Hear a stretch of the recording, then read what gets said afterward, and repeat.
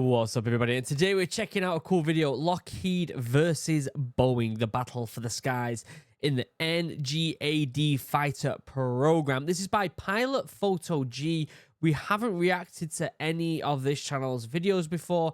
This is a really interesting video. So I put a video up last week. It was on Thursday, I'm pretty sure, about the SR-72. And I said in that video that I'm expecting to hear soon about the 6th generation fighters. And someone sent me this and said, hey, you should check this out because things are already starting to ramp up quite a bit. And this is a 6-month-old video. So it's going to be very interesting to see these two battling during this fighter program to get that 6th generation fighter out. With that being said, Lockheed Martin versus Boeing, I just already have a feeling that Lockheed Martin are going to win that. From the history, right? It just feels like that's the history that they usually dominate this area.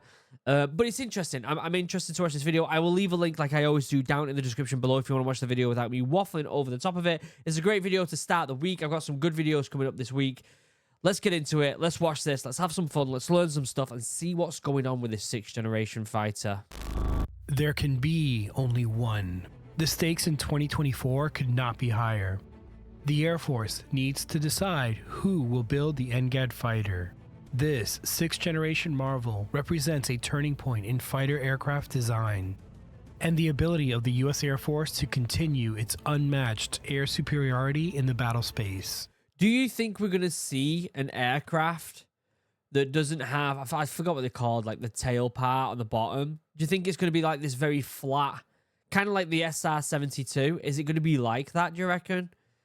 I think that we're going to figure out what defines the 6th generation fighter, and I think it's going to be the capacity to be able to fly it unmanned. I think there's going to be some sort of unmanned criteria it's got to fit. You might think I'm wrong, and I hope I'm wrong because I feel like I do think that drones are the future. I think we'll get to a point where there will be no pilots. Pilots will be sat on bases. I do think far in the future, not anytime soon, but I think far in the future it'll be like that. But part of me almost is kind of like feels like the human interpretation of flight is very important. And you might get into a bit of philosophy with this, and we're going on a tangent here, but I think personally that because humans are able to make art, A-R-T, art. I can't say me R's. Art.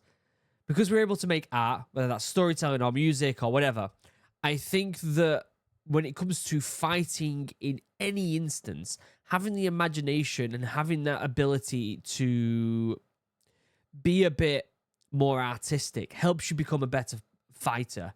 In the military, obviously I was in the Royal Marines Commandos, and when I look at a bit of land and I'm trying to decide what to do, obviously, you can use statistics and numbers as like an AI would to figure out exactly what the best thing is. But there's also an element of prediction, of thinking about what the other person's thinking about. Do you know what I mean? A bit of a chess match. And I think that happens, I'm presuming that happens in dogfights as well, right? And so I'm hoping that there's that human element always available in this area because I think they will always have the upper hand personally. The contest has come down to two aerospace titans, Lockheed versus Boeing, and whoever wins this deal could shape the future of each company. Yet this project is so cloaked in mystery that it's like the Area 51 of modern aviation. Using these two concept models, we will take a deeper dive into this competition. Who will win?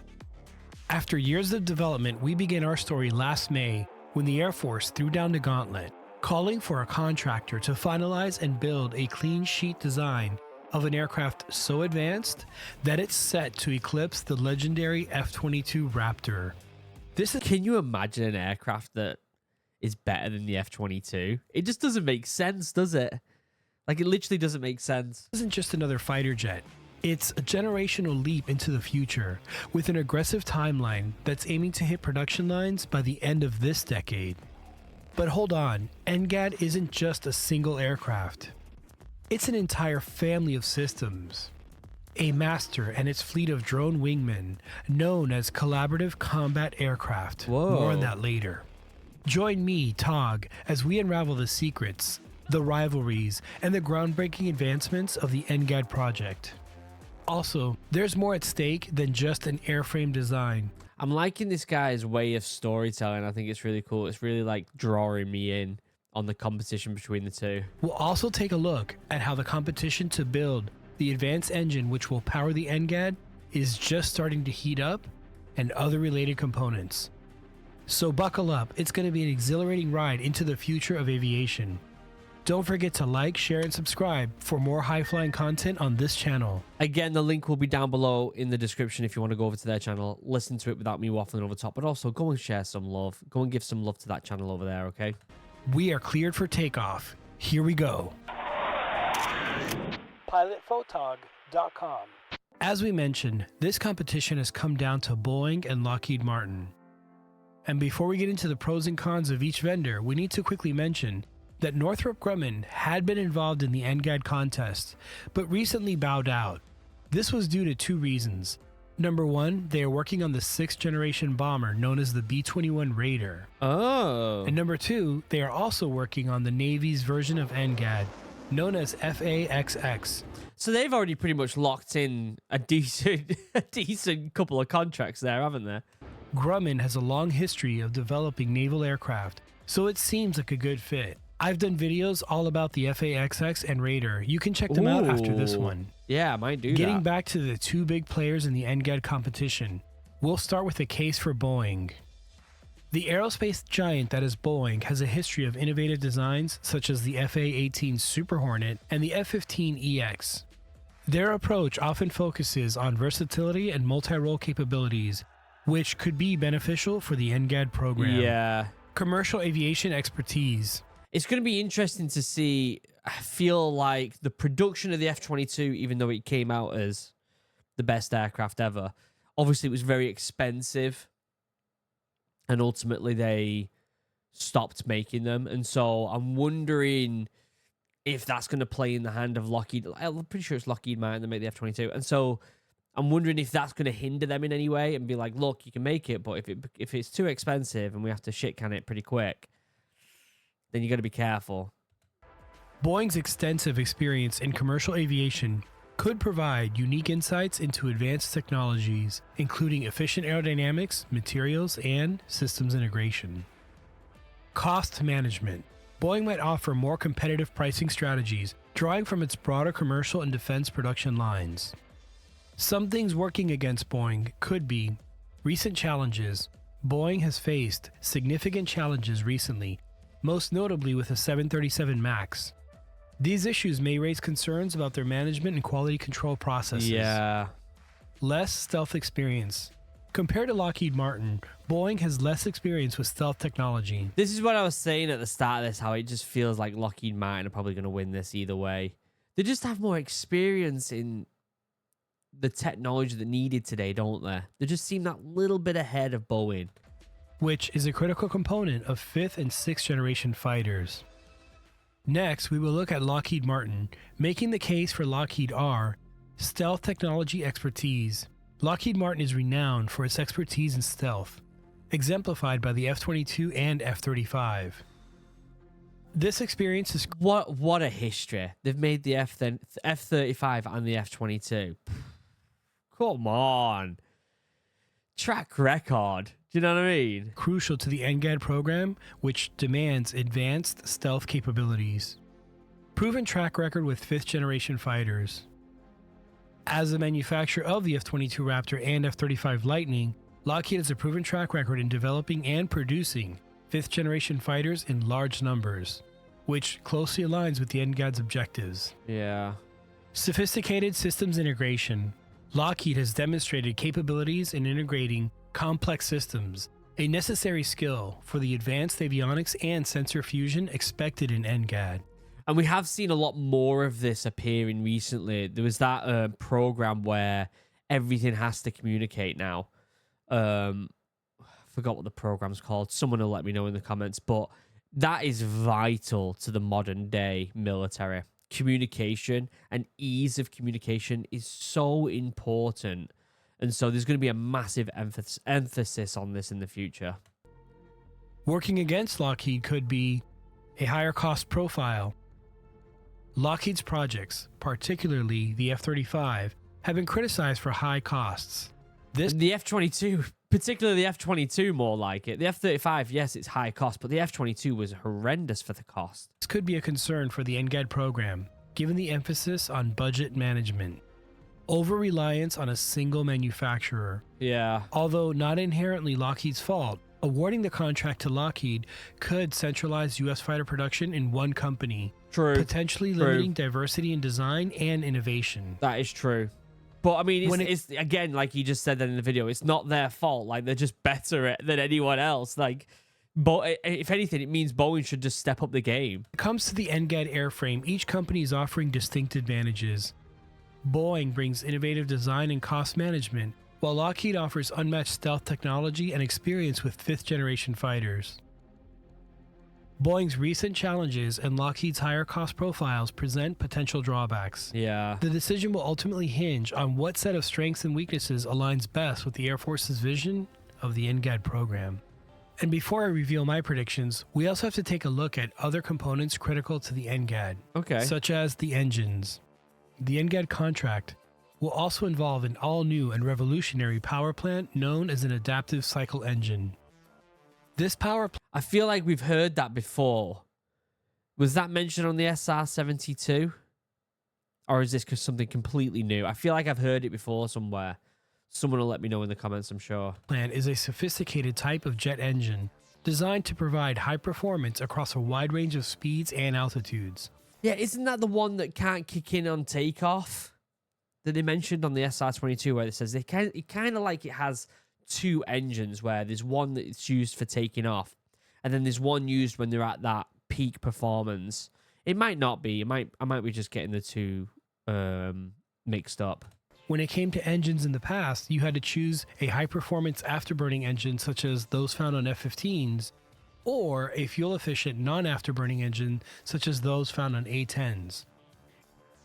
Adaptive cycle engines automatically switch between high thrust, high performance modes to fuel efficient, range extending modes, giving the aircraft the best of both worlds.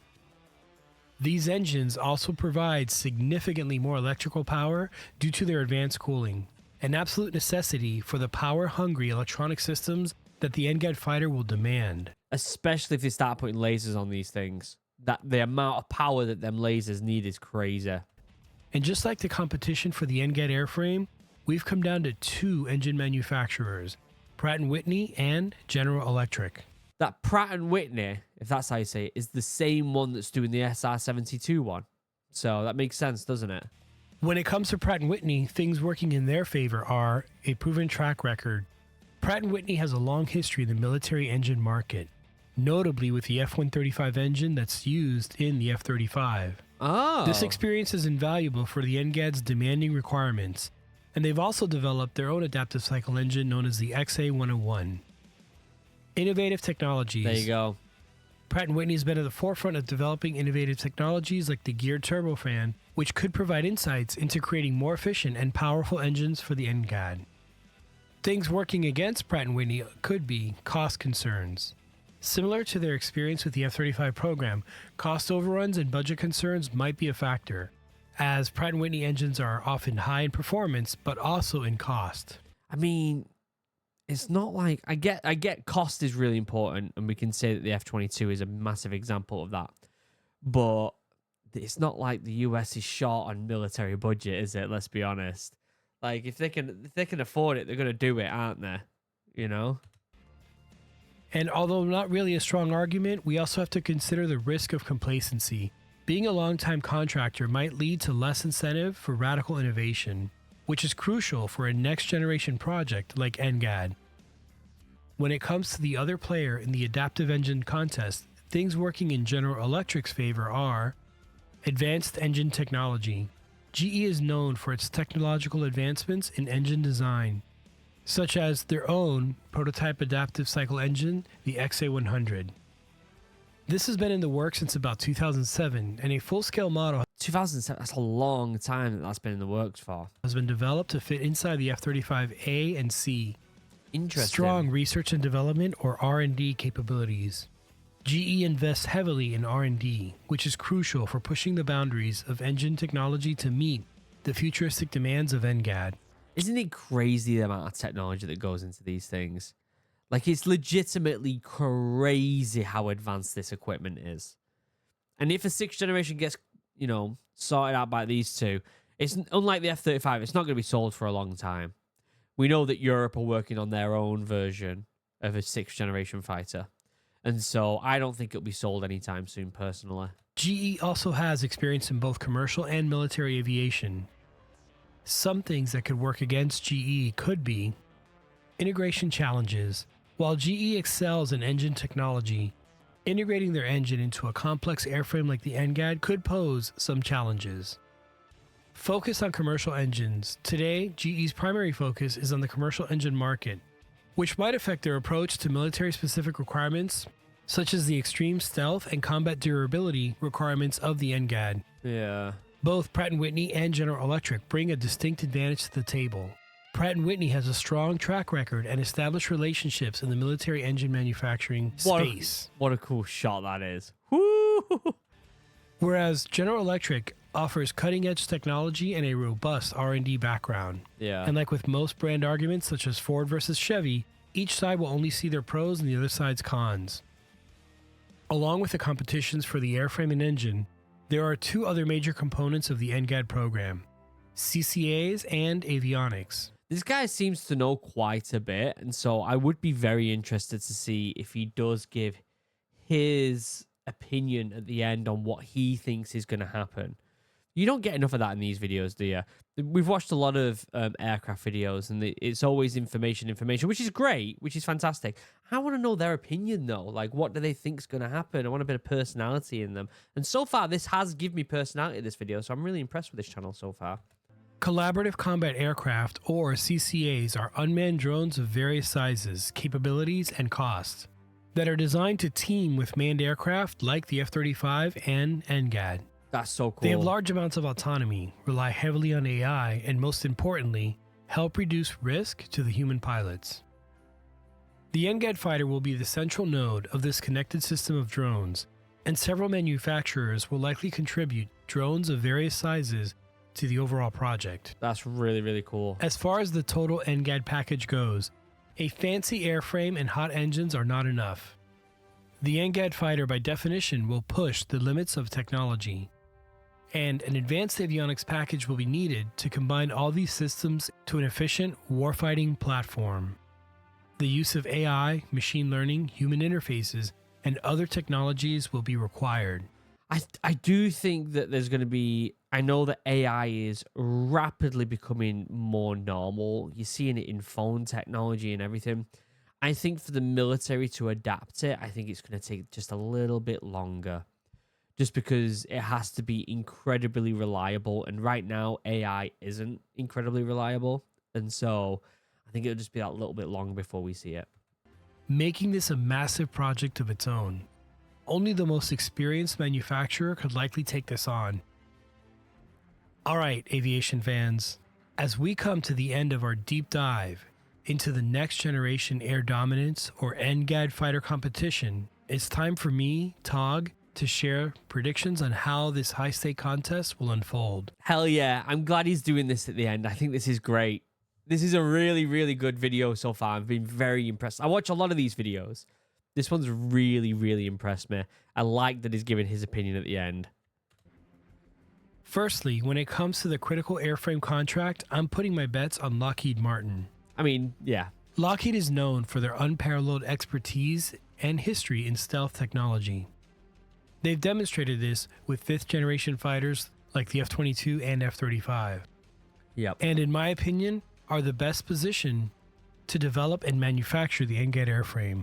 I do also think, and I want to put a little caveat in here, I think that Lockheed are probably well aware of their past mistakes when it comes to pricing. And so they're probably really looking at that right now and be like, all right, well, we don't want to make them same mistakes again. They might not. They might be just like, let's throw everything we can at this to get the contract and make it look amazing. But I think they will have learned the lesson. Switching gears to the powerhouse of the NGAD, the engine contract, My prediction leans towards General Electric. Oh, wow. I didn't expect GE's that. cutting-edge work on adaptive cycle engines, combined with their relentless innovation in engine technology, I thought I was going to say Pratt & Whitney. That's very interesting. positions them ideally to provide the thrust behind NGAD's ambitious performance goals. Their advanced propulsion systems could be key in delivering an engine that meets the incredible operational demands of this next-generation fighter. Interesting. Now let's talk about Boeing. Even though they might not snag the airframe contract, I foresee an important role for them in the NGAD program. Boeing's vast experience in both commercial and military aviation could be pivotal in developing the drone wingman for the NGAD, Yeah. adding a formidable element to this future air dominance system. If that's the case, it's kind of like a win-win for both of them, isn't it? If this turns out to be true, then technically Boeing would still be a fighter airframe manufacturer, Yeah. just of the unmanned variety. And last but not least, Northrop Grumman's role in this grand scheme shouldn't be underestimated. Given their impressive history in developing sophisticated avionics, I predict they will be the brains behind the NGAD's advanced electronic systems. Yep. Their expertise in sensors, communication systems, and electronic warfare could provide the NGAD with unparalleled situational awareness and connectivity. Can you imagine what technology they would make if they worked together, all these companies, to make something? Although I get it, like there's the whole like the competition between the makes them as good as they are, right? The competition's what makes it this good. But if they were told for once work together on this project, could you imagine? In summary, if these predictions hold true, the NGAD program is shaping up to be a collaboration of the best in the industry, Yeah. each bringing their unique strengths to the table.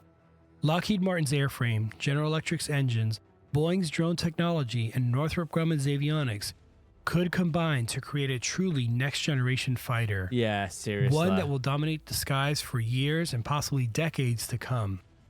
Again, these are my predictions. I could be way off. Let me know your thoughts, your predictions, and reasoning in the comments below. I don't think he's far off. I think he's roughly right there. I really do.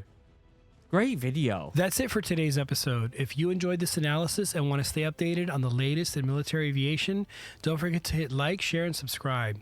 Yeah, great video. Stay tuned for more content, and as always, keep looking to the skies. The NGAD fighter will be a generational leap in military aviation technology. And we are fortunate to see it unfold in this exciting time in aviation. A new airframe is a rare thing, and I'm glad we're here for it. Great video. I will leave a link down below to the original video. Pilot Photog. Very, very, very impressed with their video. I love the fact that they gave their opinion at the end. We're getting a lot of these videos recently in the military space on YouTube where it's kind of AI generated, right? We've seen it a couple times now. And having a bit of personality in the videos, I think is so important now. So please go over to the original video, give it a subscribe and all that good stuff. Very important that you do that. What do you think? I think we are on the edge of finding out more about these 6th generation fighters. I think it's going to happen so soon, especially with the kind of escalation in war around the world right now. I think it's going to happen very, very soon. Let me know what you think in the comment section down below. I would love to know your thoughts. Until then, I'll see you in tomorrow's video. Get very excited. We've got a good one coming out tomorrow. Until next time, I love you all. Have a wonderful day. Goodbye.